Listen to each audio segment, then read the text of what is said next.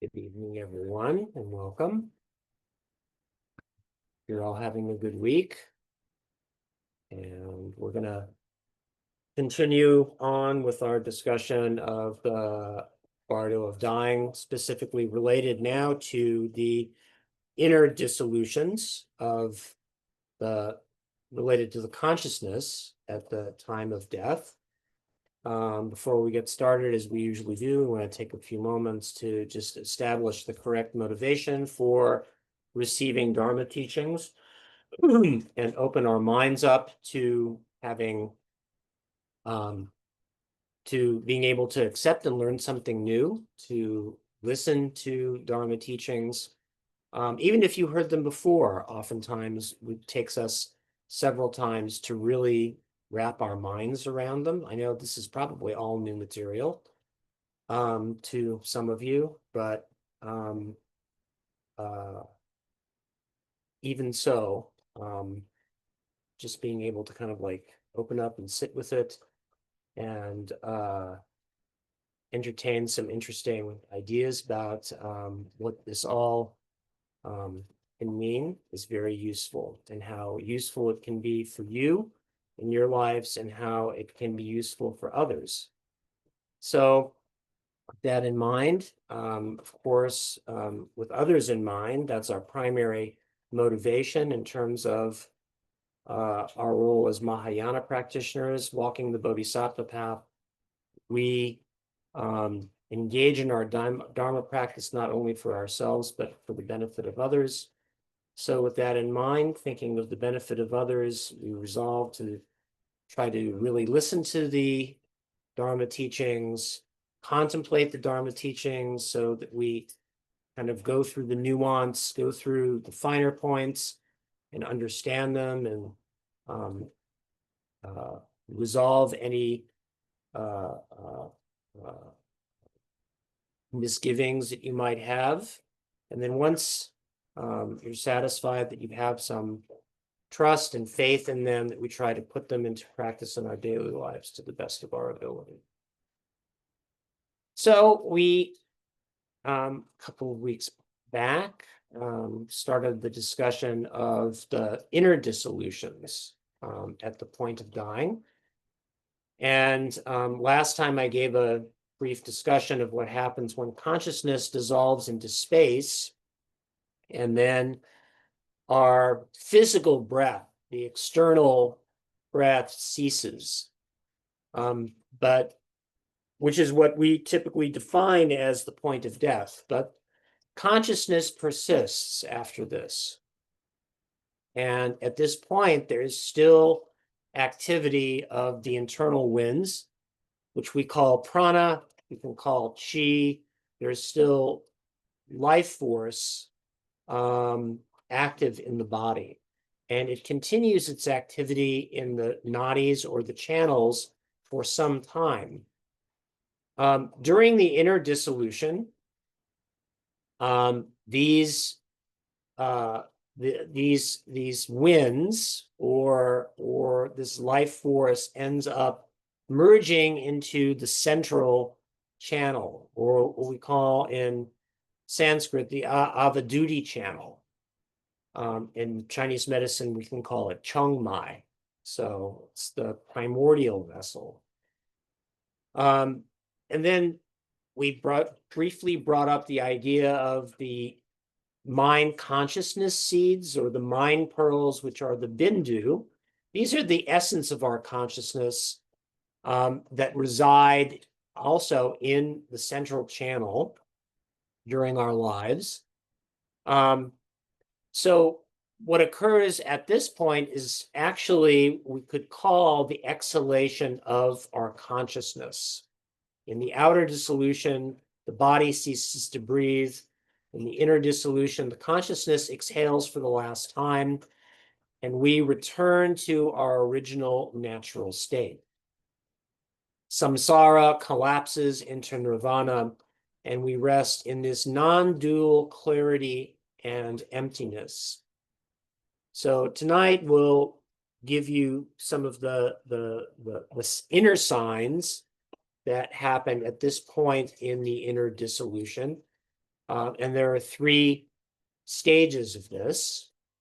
The stages of the inner dissolution are white appearance, red increase, and black attainment. Those are what they're called.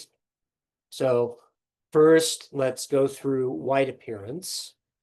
And we call this white appearance because at this point, the perception of what is going on, the color is white, and white is descriptive of this pure nature of consciousness, naked and unadorned. And appearance itself is this radiance of the consciousness that arises at this point in the dissolution. So I haven't really talked that much about the two bindus. So there are two bindus of consciousness that are primordial consciousness that are somewhat related to our alaya consciousness, which is this persistent, never-ending mind stream. Part comes from the father, part comes from the mother. There is a white bindu and a red bindu. The white bindu arises from the father, and during life, it resides in the head, behind the forehead, and it is kept in place by the prana wind as it flows up into the central channel. So at this point, at the point of the dissolution of white appearance, the prana then collapses into the central channel, and the father bindu, the white bindu, then descends in the central channel to the heart center. The inner sign that the person's consciousness experiences, because all of the outer signs have gone at this point, and people on the outside can't actually discern what's going on, unless they're practitioners as well, they might be able to. But the inner sign that the person experiences is that of a clear white light on a moonlit night. And for those who are practitioners, the secret sign that occurs is the 33 thought states that arise from anger, then cease. And then anger dissolves into the experience of clarity. So once anger dissolves, things become extremely clear. Then we have red increase. Red represents passion, and this is the color of the mother bindu. And the mother bindu, the red drop, resides at the other end of the central channel at the root chakra, at the perineum during life. And it also is held into place by the prana in the lower part of the body. That prana then dissolves and raises up into the central channel. And the red bindu then increases by ascending up the central channel into the heart. So the inner sign at this point that the person experiences is that everything appears bright red, like a sun shining in a very clear day. So this arisal of a very clear yellowish red color appears. And the secret sign is that the 40 thought states arising from passion cease. Passion dissolves into the experience of bliss. And then the third stage of inner dissolution is the stage of black attainment. So black attainment is where the red and white bindus meet at the heart, and then they cup the primordial indestructible bindu, which again represents this non-dual alaya consciousness that persists without beginning and without end. So this is very much related to Tathagata Garbha, or Buddha nature. And this resides at the heart. And as a result, this consciousness is squeezed out and true wisdom is revealed. And most of the time at this point, during the inner dissolution process, most people black out. It's as if they lose, they lapse into a state where they are unconscious. Much like us, when we fall into a very, very deep state of sleep. And at this point, we can't recognize this as the death experience. However, some practitioners can. So the inner sign here is that, like an empty sky, we black out into unconsciousness. Unless we've been trained to recognize this state, if we can recognize this state, if we cannot, it's the experience of falling into darkness or being overwhelmed by the dark. And the secret sign, if you have been trained, is that that 7 thought states that arise from ignorance then stop.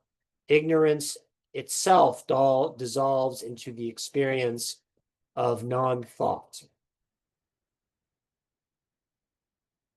So here we have what we would call the 3 root poisons, 3 underlying problems that we experience. And we've talked about this before, and we talk about the wheel of time and the wheel of life. All of it kind of rotates around the 3 primal poisons of desire, anger, and ignorance. So these return into this state of non-duality at this point. And at this point, both the outer and inner existence has ceased. If the person was a trained practitioner, they either partly or completely recognize this state of dissolution, and then they will remain, to a certain extent, conscious, depending on how well they have trained themselves during life. So, if not a blackout, as though in a complete deep sleep occurs, the person will wake up to nirvana. Or if this blackout persists, they'll fall into the grasp of samsara once again. And so there are all sorts of variations of this because of whatever sorts of attainments a person has made during their practice, during their life.